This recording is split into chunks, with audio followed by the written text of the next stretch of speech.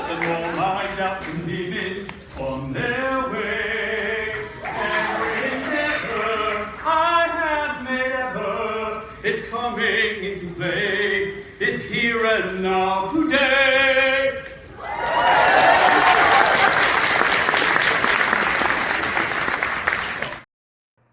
Welcome, friends, and yes, this is your day to be amazing, and I appreciate all of you. You got to ring the victory bell for being here and being so amazing, just like my next guest. And let me tell you all about her. She is the amazing Mila Johansen. She is a writing, publishing, and public speaking coach and a best-selling author of 12. That's right, the Dirty Dozen. 12 books, including the Cinderella monologues and From Cowgirl to Congress. She has developed the short book concept, giving people worldwide permission to write and publish their short book first. She's currently looking for women to tell their stories in her upcoming anthology, the Cinderella monologues, the 3rd edition. She's also the inventor of the modular book, creating up to 5 books from 1 book. Yes, you get a 5 for 1. So she helps people write and publish their books, making the process easy and accessible, making their dreams come true. So without any further delay, let's please welcome the one, the only, super talented, super beautiful, and super talented. Yes, I said talented twice. And the person who walked uphill to school both ways in the snow, barefoot, the one, the only, Mila Johansen.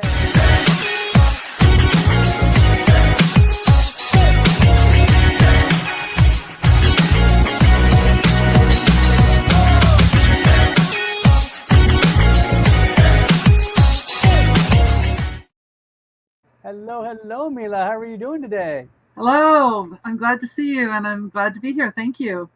Thank you so much. And if you are glad to be here, make sure you click the link down below so you can leave comments during the live. And let's dive right in, my friend. So, Mila, you're an author and a publisher, and you're just an awesome, cool person. So tell me a little bit about how did you get into the writing and publishing business? Well, it's an interesting story. When I was 8 years old, I went to see Mary Poppins, which dates me. And I came home and I went on the floor and I drew all these chalk drawings. And I tried to jump in. I thought it would take me to the land of penguins and merry-go-rounds. I tried 8 times and I believed it. I still believe it. Well, I jumped and it didn't work then. But then I said to myself, well, if I can't jump into the magical world that way, maybe I could write a book like Nancy Drew or the Bobbsey twins or Oz. So I started writing a book and I wrote a page and a half and I quit because I was 8. And then when I was 18, and then when I was 18, my mother tricked me into becoming a writer, which I do with all of you now. And she said, Mila, I know you've always wanted to be a writer. Why don't you write 1 sentence a day for a month? So I said, oh, I can do that. Well, you can't. It's like potato chips. And I had to write a page and a half every day or more. And by the end of the month, I was a writer. That's beautiful. Beautiful. And you know what's funny? I told a similar story to my son. My son wrote his first book when he was 10 out of what was a 3rd grade, Halloween project. They had to write a little short story, 2-3 paragraphs. Every kid wrote like a half-page story. Evan got this idea in his head, and it's like an earworm. It just kind of burrowed deep. So he wrote a 20-page horror novel, and then a couple years later, he rewrote the whole thing. Now it's 120 pages with fully developed characters and backstories and multi-dimensions. I'm like, oh my gosh, I don't know where this kid got this. It's amazing. So that's perfect. I told him the same thing. Yeah. Stephen King did that. It's like, just write a page a day, and that's it. That's all it takes. Toni Morrison, the famous novelist, she said she only had 15 minutes a day when she wrote her first novel between kids and work. So now I trick people like my mom did, but I say, you guys, even 5 minutes a day will add up to a book. And all my people come back and go, Mila, I couldn't just write for 5 minutes a day. And the word on the street is 20 minutes a day. Yeah. Yeah. And you know what? If you've ever watched, what's his name? Jerry Seinfeld's, there's a documentary he did called Comedian. And he said that one of the most important things is just to write for 20 minutes a day. Any ideas, any thoughts, anything, just get the juices flowing and just look through your book and look through other things and all of a sudden you'll realize sometimes just starting is the hardest part. And once you start, everything else gets easier. It really Yeah, does. I've been in like hundreds, maybe, I don't know, dozens, I don't know how many articles. And in the end, and I have them in my file cabinet from 20, 30 years ago. Mhm. And they always title it "Just Start" or "Just Do It," because that's what I did. I just kind of worked my way out of a paper bag. If you don't start, you don't have anything, and if you start, you won't believe what will come out of it and what will happen to you. And what your son did was what I teach a little bit of is modular. So we start with the 36-page book, which is the shortest book you can put on Amazon with a spine, and then we use that for the outline for our longer book. And with 72 pages, you can put your name on the spine. And then most people are writing the comfortable 125-page book, but the longest book we're doing now is 200 to 300. We're not doing missionary anymore. So what I'm saying is write your 36-page book, use it for the outline, get your 72-page book, then your 125. So by the time you're done with your 200-page book, you've got 4 books.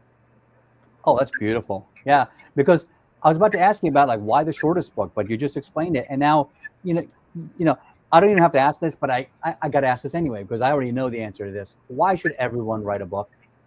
Yes, because we all have a book in us. I never lack for clients because once I talk, people see I know what I'm talking about. And what I did was in my short book class, which I've been teaching now for 3 or 4 years, and I'm doing like my 22nd one Saturday. I wrote this book in that class, and it's 70 pages. And I didn't know then 72 I could put the spine on. I thought it was more, and so I wrote this book. I gave it away. Now you'll love this. You'll love this. I gave it away as a PDF. And I garnered 5,000 emails with it because it was like my little flag. And when people read it, they go, "Oh my God, she really knows what she's talking about," even though we're only scratching the surface in it. So then I got 5,000 emails from it. So I'm helping people write their book, use it as their flag. 30, if you do the 36-page, 70, short book, then even Just if you give it don't away. write another book, you're published. Yeah, fantastic. Yeah.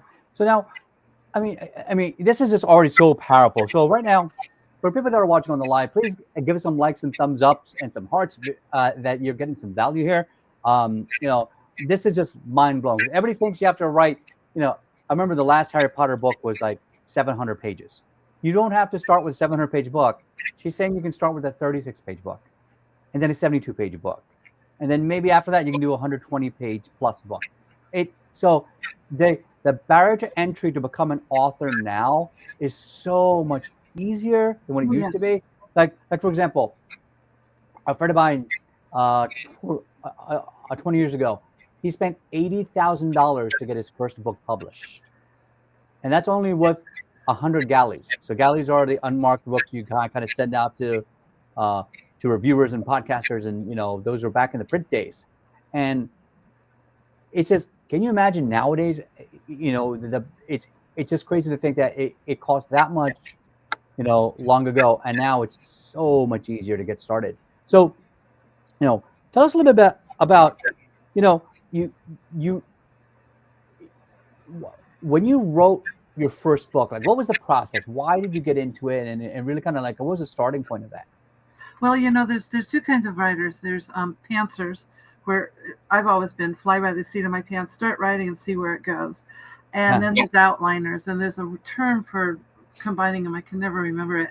But now I'm a little bit more of an outliner. I've been writing books in NaNoWriMo, which is you write a book in a month in November. And if I outline the book, I can write it that fast. And if I don't, and so I have a quick, easy way to outline your book that I teach and write your short book in a day. So what you do, this is your outline. You don't have to make some big, all long outline. I've never done that. But what you do is you make a bullet list of everything you want to say in your book, because you know what, anybody can write a 36-page book in a day or two because about something already. So here's my bullet list for this one. I wrote it out, and then I might make snappier titles later. But when I did another book that was about my dogs, the names flowed onto the page funny because dogs are funny. So here it is. And then what you do, here's the secret. So you write 10, 20 bullets that you want to make sure, like if you're talking about Thanksgiving, the day Mom burned the turkey, when he forgot to bring the green beans, whatever. I'm just being funny now. But the thing is, then what you do is you take what you're going to write about, your expertise, your memoir, whatever it is, And those are going to be your chapters, and you might rename them later. But what you do is the secret. You pick the easiest one to write first. We don't write A to Z. I mean, you can, but when I wrote my novel about Italy, I knew where it was going, and I knew the last chapter, and it came to me. So I wrote the last chapter first. And so you pick the easiest one, you write that, then you pick the next easiest one, and by the third or fourth one, you're off and running. And this book is like a page. These pages are only a page and a half each chapter, maybe two. Double space, make it a longer book. So you don't have to write this huge long thing, and then I'll fill it in later, which I've almost got it ready. This other book called The Bible of Self-Publishing, and then I will do the bigger book later. So, yeah. Start with a short book, and then you can always expand it later. Yeah. Right. Good. You know, it's totally free right now to self-publish on Amazon. You don't have to pay a penny. They have all the tutorials in there. You join KDP, which stands for Kindle Direct Publishing, which is for all the formats. You know, it's even for your paperback. And then you go in and take the tutorials, and you can teach yourself. Most people want me to hold their hand, but you can do it yourself. Yeah. And you know, like for example, like my son, like I've been teaching him to what he needs to do to publish his book. And you know, we keep saying like we're gonna publish on Kindle first. So I didn't realize they had all the tutorials on there too. So like I'm going to make him watch all of those. Wait a minute. Don't. This is a misnomer. This is the myth. Yeah. You don't want to publish your ebook first, because you can make it a bestseller later, even almost more easier than now. What you want to publish, and this is my little secret publishing thing, is you publish your paperback first, because that's where you're going to make your money back. And if you publish the ebook, you'll never make any of that money back. You're not going to you may not make a lot of it, but you're going to get some.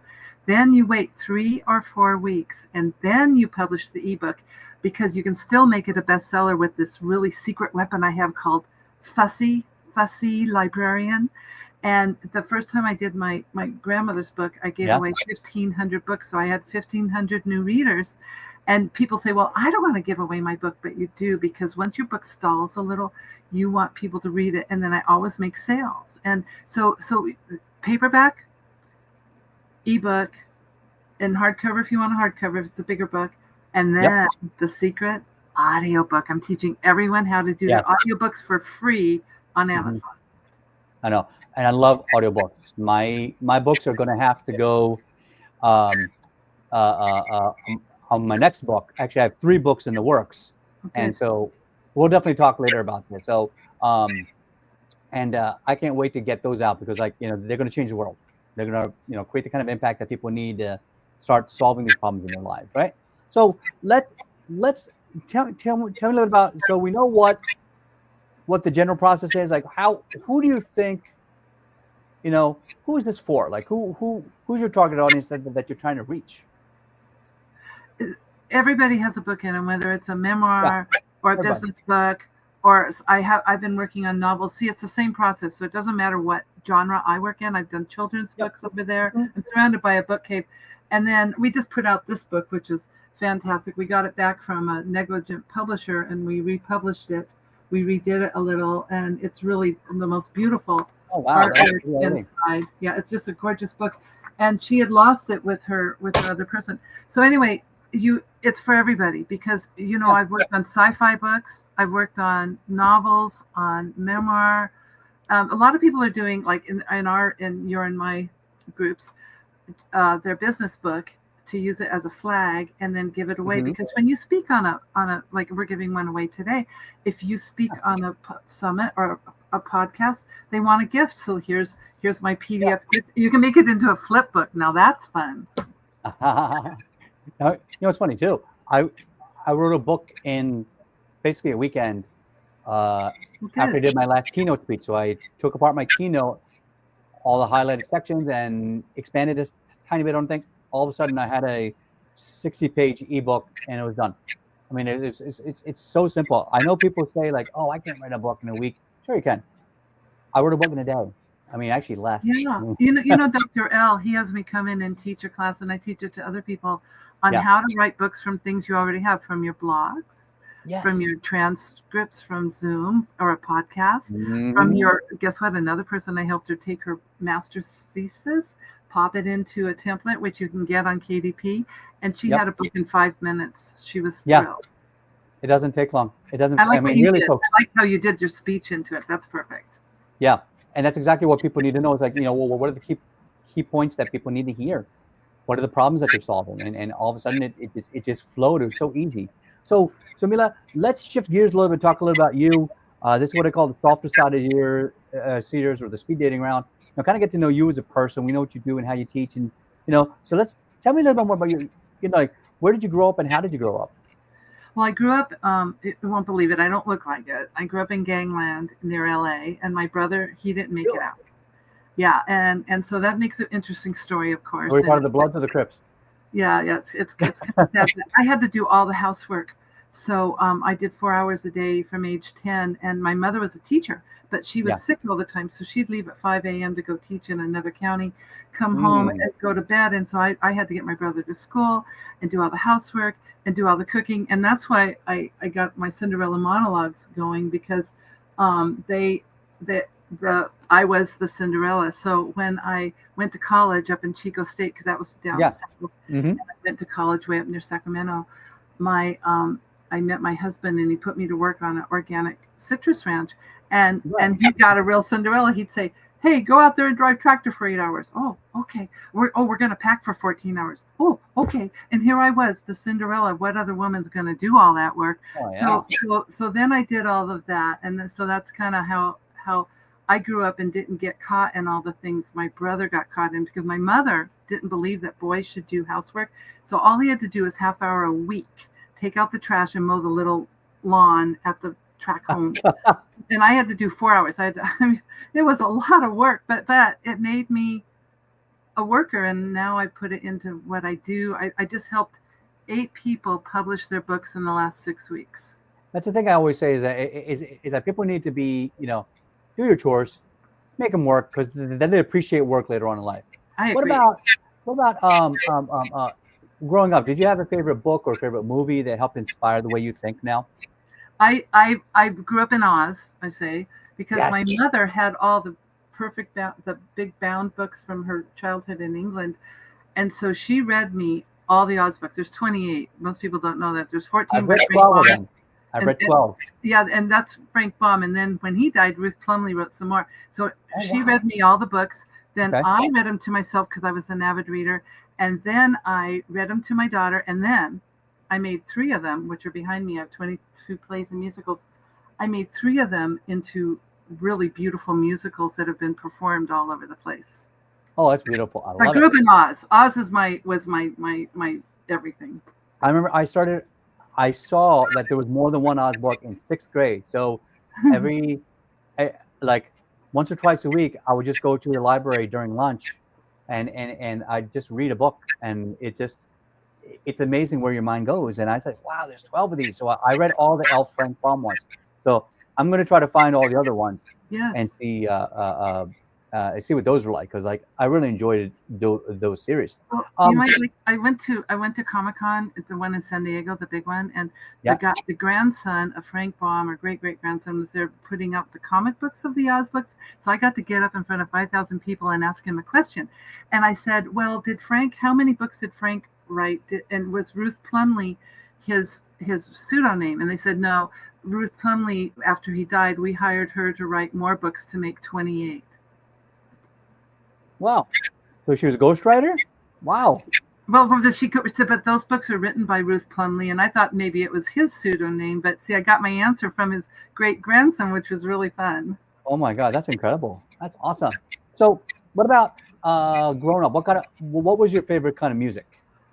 What's your jam? Well, music, I like all kinds, but I love Celtic, and we have a beautiful Celtic festival here.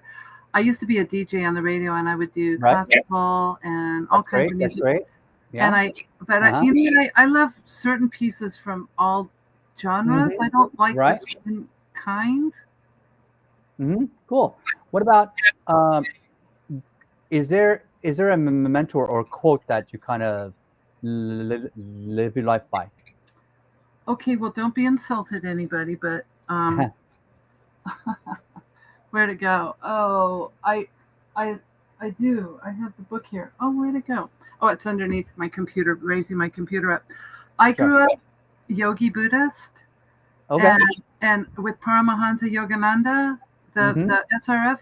I grew up in that, and I'm really glad because it kind of opened me up. See, I believe in all religions. I believe they all have Yeah. merit. God sent someone everywhere to so he could reach everybody, and so Mhm. I hope that doesn't insult anybody, but that's how it No, goes. not at all. Why would it? Yeah, that's it. Everybody has their own way. It's all good. What about so we're getting near our time to shift gears again. Tell me one more thing. Like, what is it that you know what? Before we get to that, what is your favorite food? I always find this is always a fun question. Tacos. Tacos. We can live on tacos. We make all the trimmings, and then we'll eat it all week, and then we have taco parties, and What's your favorite taco place? well, well, okay, but you won't know it. It's down there in Encinitas where I boogie board all the time, down at Yeah. the beach. I have family down there, so I'm down there a lot. And there's this one called Home Something. Oh my God, they're gourmet. They're like they're gourmet tacos. Yay! One place. It's just Beautiful. one Beautiful. All place. right. Okay. Then I'm gonna call up a very special place. Okay, Tres Canitas, how you doing? Hey, listen, I have a very special guest in the VIP room. She needs uh all the tacos, one pallet of it in the green room right now. Stat. All right, so totally real call, and so we're gonna send you to the green room in just a minute, and to enjoy all that and make sure you save me some. But so before we go, I want to ask you, what is it that you want people to recall about you? Well, my superpower in life has always been giving. I just gave a talk at UCLA, from poverty to abundance through giving. Hmm. And the more that everyone can give, the better Earth will have. And so I am a good example of that. I was a missionary doing children's theater for 38 Oh, years in a beautiful. huge theater here. And I saved many, many children from drugs and things by giving them Yes, something yes. real to do. So I believe in That, giving. yeah, and that's one of the things I want to do is like when I became a multi a a, a multi-billionaire, I want to give away 99% of my wealth. And part of that arm is going to be getting arts programs expanded in every school, because I think that when you're part of music of some kind, it feels something in your soul that like most other things can't. It's people say like, oh, we don't need art, we don't need that, we can't measure it. I think it's one of the priceless things that you can't measure, right? So people need it. I All right. agree. All right. So thank you so much, Mila. We're going to send you the green room with all of the carnitas. Please enjoy, and we're going to bring you right back after this segment. So, folks, while she's going out there enjoying all that amazing food, don't forget that she also has a banner I forgot to share earlier. Make sure you grab her link down below. Here is Mila's gift. Make sure that you click on that down below. You're going to get access to her summit. I'll bring her back to explain more about it as well. Don't forget, we are also going to be doing our Invisible Disabilities Empowerment Association. We're going to launch our own 501c. So make sure that you are part of that a fundraiser when we start it. And just for fun, here is the TED Talk that everybody was talking about. It is officially live on the TEDx official site. So without any further delay, let's drive right into our 60-second mindset. When you throw a rock into a lake, what happens? No, there's a splash. You make an impact, and then you get waves. And then you don't know where those waves are going. Those waves are going past around the reeds, and you don't know where that impact is. So all of you out there, when you're on stage, you don't know where your impact is going to end. It's never going to end. All right, folks. So in today's segment of 60-second mindset, Mila was talking about writing your own book and why people don't even get started. You know what? Think about this.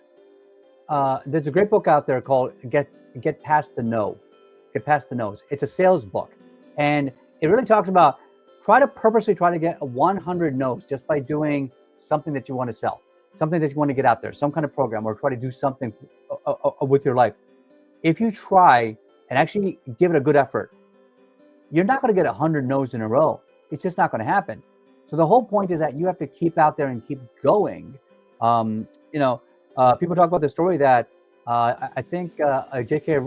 Rowling, before she published Harry Potter, she went through 93 publishing houses. They all told her no, turned her down flat, saying, "No, what's this story about a kid that wants to go to a magic school?" No, they didn't understand it. They didn't get the concept.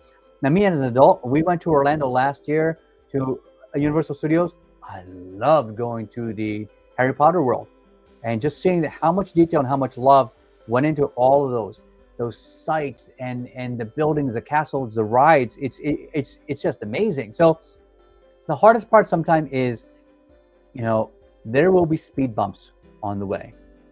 But the challenge is, are they speed bumps or are they walls? A lot of people think that you have walls in your life when actually they are speed bumps only slowing you down. And if you let them stop you, you're treating a speed bump like a wall. So instead of that, treat the challenges in your life only as speed bumps and just get by them. Because all of a sudden you'll realize whether you want to have a program, a speech, a book, a movie, something, it really was only you in the end that was holding you back. When you unleash the linchpin, nothing can stop you. All right, so let's bring Mila back and find out what she thought about that. So, Mila, welcome back, my friend. And so now, how was all the food? Oh my God, it was so delicious. And I haven't finished it, so I'm going to wrap some up and take home, and I left one for you. Perfect. I love it. So tell me a little bit about, what did you think about the 60-second mind shift and what would you add to it? Well, I know that I took a workshop with Jack Canfield, Chicken Soup for the Soul. Oh, love it. He went to 147 publishers before a publisher took him, and the publisher was going out of business. But then it didn't. Of course, the rest is history. But what he did was, this is interesting, he took his title of his book, he bought the New York Times, he glued it to the top of the New York Times bestseller list and put it on the wall in front of him. Oh, no way. That's beautiful. I love it. I love it. So, Mila, so before we head out today, I just want to ask you one last question. Actually, I'm actually two last questions. Okay. First is, tell us a little bit about your gift that you want to share with the audience, and go ahead, and then I'll ask you last question. Can I just double check? The gift is this book, right? Yeah, the PDF Nice. of this book. And it really does. It's not complete because it has everything in it. But when you read it, you're going to go, "Oh my gosh, there's a lot to it." But if you study it, and it's my little textbook I teach from, I coach from, and then and that's a really good thing. And then I'm teaching Write Your Short Book in a Day this weekend, and you can go to my website milajohansen.com to sign up, and you won't believe it. If you go by my thing, by my protocol, you will write your short book in a day or two. I love it. Thank you so much. And we'll put those in the post in the notes. So thank you so much, Mila. You've been an amazing guest. I want to ask you, if somebody gave you a blank check, what is your grand vision to change the world? I just wrote a book called The Unlikely Avatar, and it's all about giving. It's like Pay It Forward on steroids, but it's giving it forward. And I would like to get it published and made into a movie. I think it could change the world if everyone did the giving, and it has an app in it. It's a very interesting book. It's very funny. It's a character-driven book about a guru in India who plans his next life as a surfer in San Diego. That alone is amazing. I can't wait to read it. All right. Thanks so much, Mila. You've been an amazing guest. And for everyone else that's been on the show today, this episode 410, we are continuing our rise to the Power 500 by the end of this year. So make sure you keep tuning in, keep growing, and keep learning. And as always, this is Coach Raja. Believe it and become it. And we'll see everybody on the next show. Have a good day. Bye.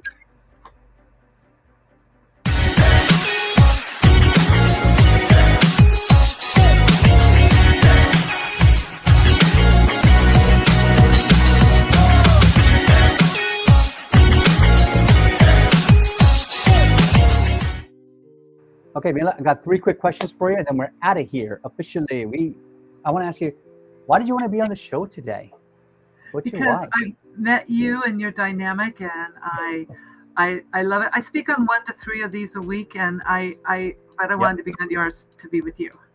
Glad. Awesome. So what was your biggest takeaway from the show today? That it's very dynamic, and you really give a lot of attention to your speaker. Mm-hmm. All right. Awesome. And last question, just would you recommend me to somebody else's show? Yes, I have I have quite a few. I'm placing people in my speaking program to all kinds of shows. Awesome. All right. Excellent. Thanks so much, Mila. All right. Podcast team knows what to do from here, and we are officially off the air. Thank you.